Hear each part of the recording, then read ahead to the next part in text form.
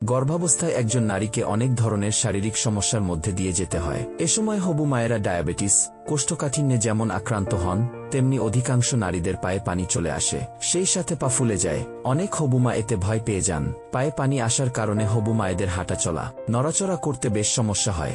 গর্ভাবস্থায় পায়ে পানি আসার কারণ: গর্ভকালে প্রথম 3 মাসে প্রোজেস্টেরন হরমোনের মাত্রা বেড়ে যায়। এ কারণে এ সময় কারো কারো পায়ে এবং কারো কারো শরীরে পানি আসতে পারে।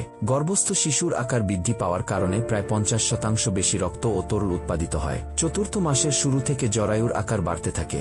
গর্ভস্থ শিশু আরও বড় হলে তার মাথার চাপে মায়ের নিম্নাঙ্গের যেসব শিরা দিয়ে হৃৎপিণ্ডে রক্ত প্রবাহিত হয়, সেগুলো বাধাপ্রাপ্ত হয়। এর ফলে নিম্নাঙ্গ থেকে হৃৎপিণ্ডে রক্তপ্রবাহ কমে যায় এবং শিরা থেকে তরল বের হয়ে শরীরের টিস্যুতে জমা হয়। কারো আগে থেকেই উচ্চ রক্তচাপ থাকলে বা নতুন করে গর্ভাবস্থায় উচ্চ রক্তচাপ, হার্ট বা কিডনির রোগ দেখা দিলে পায়ে পানি আসতে পারে। একটানা অনেকক্ষণ কাজ করা, খাবারে পটাশিয়ামের অভাব, অতিরিক্ত ক্যাফেইন, বাড়তি লবণ খেলে এই প্রবণতা বাড়ে।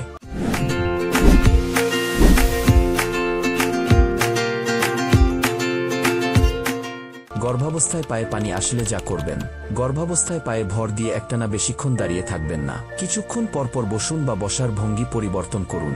বসার সময় পা টুলের ওপর তুলে রাখতে পারেন। আরামদায়ক জুতা ব্যবহার করবেন। লবণের পরিমাণ সীমিত রাখুন। প্যাকেটজাত প্রক্রিয়াজাত খাবার এড়িয়ে চলবেন। পটাশিয়াম সমৃদ্ধ খাবার যেমন কলা, অ্যাপ্রিকট, কমলা, মিষ্টি আলু, বিট ইত্যাদি খান। আর খেতে হবে প্রচুর পানি। এতে শরীর আর্দ্র থাকবে এবং প্রস্রাবের মাধ্যমে শরীর থেকে পানি বেরিয়ে যাবে। তবে চিনিযুক্ত পানীয় যেমন সোডা বা প্যাকেটজাত জুস না খাওয়া ভালো।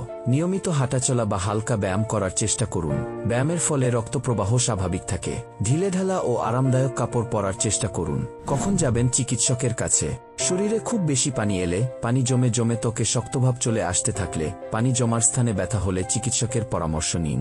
কখনো কখনো এগুলো গর্ভকালীন জটিলতার লক্ষণও হতে পারে। তবে প্রস্রাবে সংক্রমণ কিংবা উচ্চ রক্তচাপ না হয়ে থাকলে পানি জমা নিয়ে ভয়ের কিছু নেই। তাই অস্বাভাবিক লক্ষণগুলো দেখা দিলে চিকিৎসকের পরামর্শ অনুযায়ী পরীক্ষা নিরীক্ষা করিয়ে নিশ্চিন্ত হন।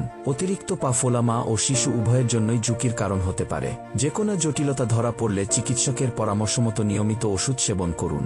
এছাড়া গর্ভাবস্থায় নিয়ম অনুযায়ী শারীরিক পরীক্ষার জন্য চিকিৎসকের কাছে যেতে হবে। এতে এ ধরনের জটিলতার ভয় একেবারেই কেটে যাবে।